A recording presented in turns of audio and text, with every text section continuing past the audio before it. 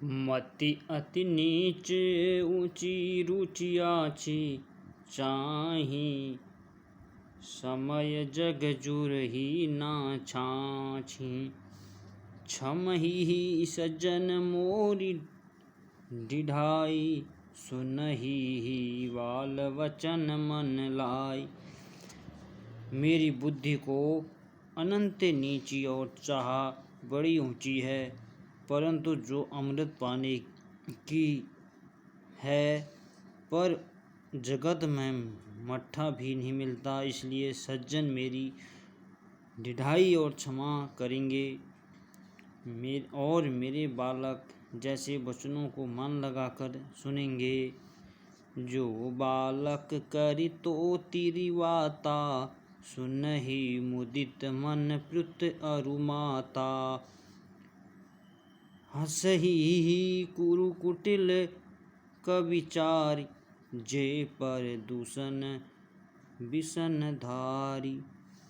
जैसे बालक तोतले वचन बोलता है तो उसके माता पिता उन्हें प्रसन्न मन से सुनते हैं, किंतु कुरुकुटिल और बुरे विचार वाले लोग जो दूसरों के दोषों को भी भूषण रूप से धारण किए रहते हैं, वो हंसेंगे। निज कवित केहि लगा नटनिका, सरस होय अथवा अति फीका। जे पर भन्नति सुनत हरषि सा, ते बर पुरुष बहुत जग नाहि। अपनी कविता किसे अच्छी न लगती, वह रसीलों हो या अनंत फीकी, किंतु जो दूसरों की रचना को सुनकर हर्षित होते हैं, उन्हें उत्तम पुरुष जगत में थोड़े ही हैं। जग बहु नर सरसुरि मम भाई, जे निज बाढ़ि बढ़हि जल पाई। सज्जन सकत सिंधु सम कोय, देखि पुर बुंद बढ़ाई जोई।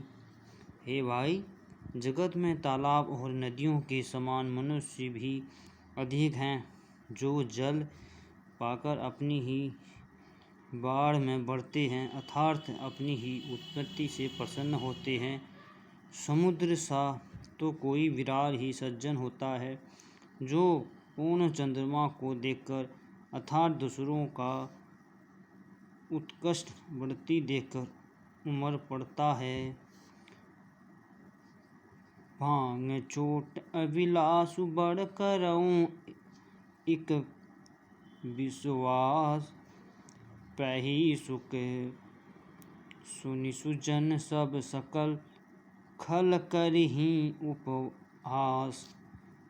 मेरा भाग्य छोटा है और इच्छा बहुत बड़ी है, किंतु मुझे एक विश्वास है कि इसे सुनकर सभी सज्जन सुख पाएंगे और दुष्ट हंसी उड़ाएंगे।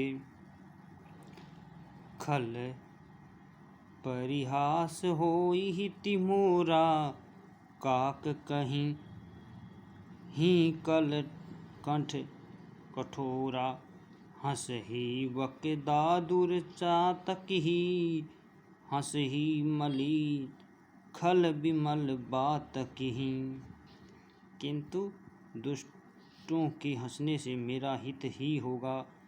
मधुर कंठ वाली कोयल को कौवे तो कठोर ही कहा करती हैं, जैसे बगुले हंस को और मेढक पिपीहे को हंसाते हैं, वैसे ही मलिन मन वाले दुष्ट निर्मल वाणी ही हंसते हैं। जय श्री राम।